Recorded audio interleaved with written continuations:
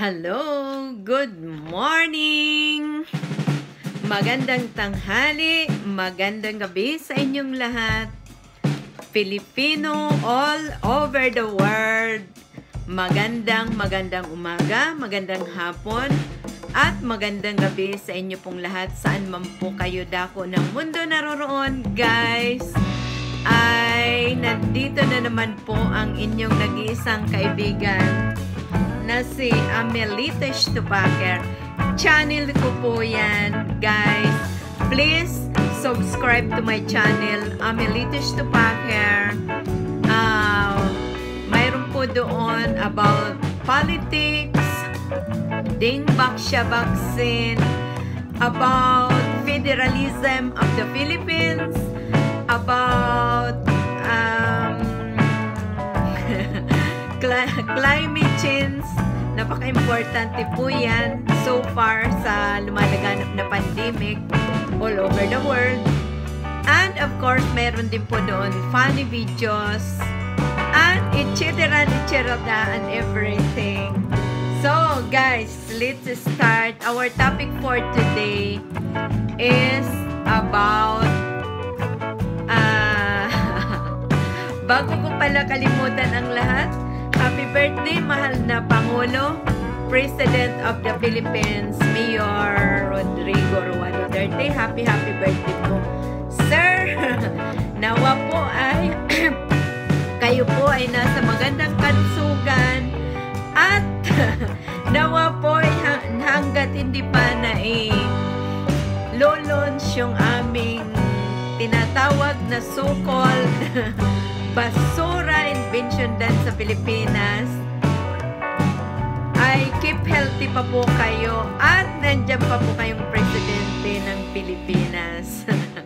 Sana naway bigyan pa po kayo ni Lord ng mahabang buhay at malusog na katawan, physically, mentally, and spiritually po.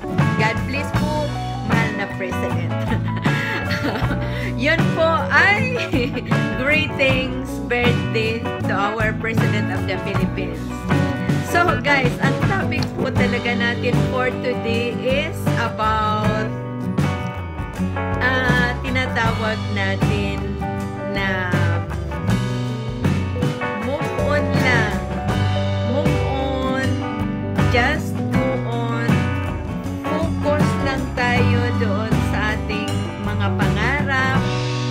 Focus lang po tayo sa ating mga pangandoy sa buhay, ganun. Whatever happens, never give up.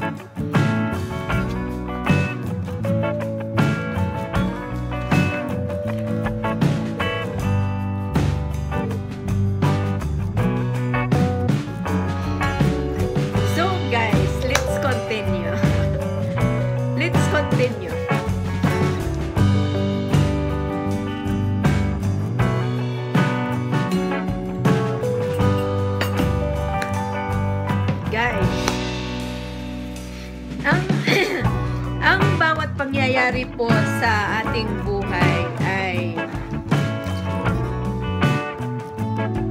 dapat po ay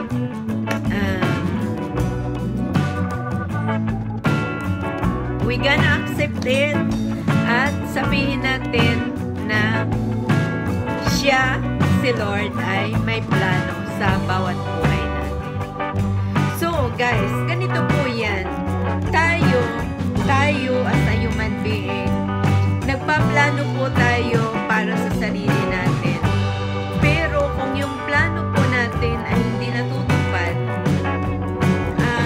ibig sabihin, may mas magandang plano si Lord para sa atin.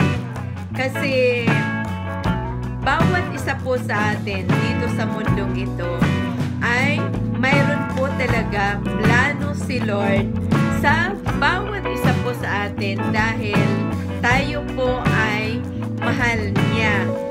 Mahal na mahal po tayo ng ating nag-iisang Ama na hindi natin nakikita, so-called, di ba?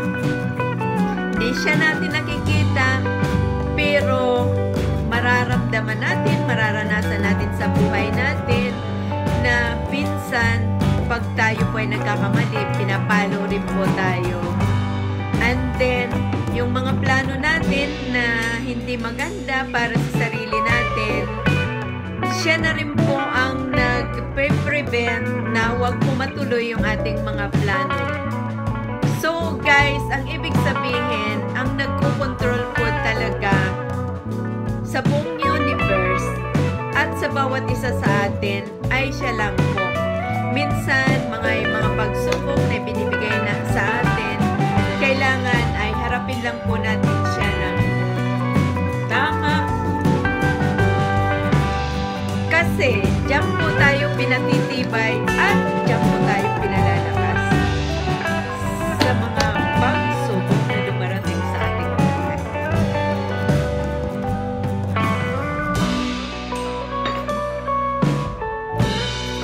So guys,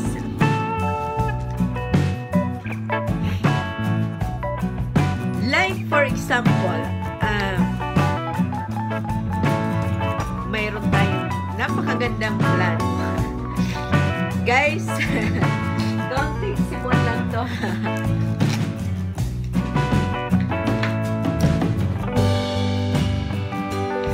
Sorry po guys, magpapa-beauty muna tayo. Feeling of beautiful muna tayo ngayon. Like for example guys, mayroon tayo plano sa buhay natin na hindi natin matupad, hindi nangyayari or hindi natutuloy. So just keep in mind po guys na yan po ay nangyari, may dahilan. May dahilan ang lahat ng iyon. May dahilan ang bawat pangyayari po sa buhay natin. It's an experience na sometimes masakit tanggapin, pero kailangan po talaga natin tanggapin guys. Ganun lang po yan. And then, yung pangarap natin sa buhay natin ay ika nga, ang gagawin lang natin, prayer with action. Kung may pangarap po tayo sa buhay, mag-pray po tayo kay Lord, sa Kanya, hihilingin natin. And then, kailangan mag-sacrifice po tayo, magtrabaho po tayo para yung ating mga pangarap po ay matupad, guys. Ganun po talaga yan. So, guys,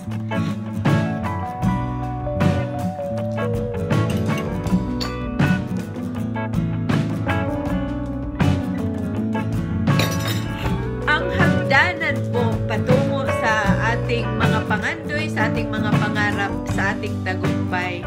Napakahirap po guys. Minsan tayo po ay nalalaglag, and then babangon na naman po ulit tayo, and then hahakbang na naman po ulit tayo pataas. Ganun lang po talaga guys ang buhay. So maybe next time ang series na ito ay i-continue ko pa po. But guys, don't give up your pangarap, your pangandoy. Basta just go on. Patuloy lang ang pangarap. Laban lang. Kung may mga pagsubok sa ating buhay, ay wag po natin tatalikuran. Harapin po natin. And then, focus kung ano man mayroon tayo ngayon. At ang pangarap natin ay wag natin susukuan dahil darating ang araw, matutupad din po natin yan. Basta ang importante, wag lang po tayo mananakit sa kapwa natin. Ang importante po ay kahit mag-sacrifice po tayo para sa kanila, is okay lang yun po guys. Pero wag naman po tayong maging martyr na masyado na tayong sinasaktan, is patuloy pa rin po tayo nandyan. So, iwasan po natin yung mga taong nakakapanakit na sa atin ng sobra-sobra. So guys, please subscribe my channel, Amelita Estupaker. I love you all and bye-bye. Once again, happy birthday, mahal na President Duterte. And Philippines, just go on and move on. I love you. I love my country, Philippines. Babush!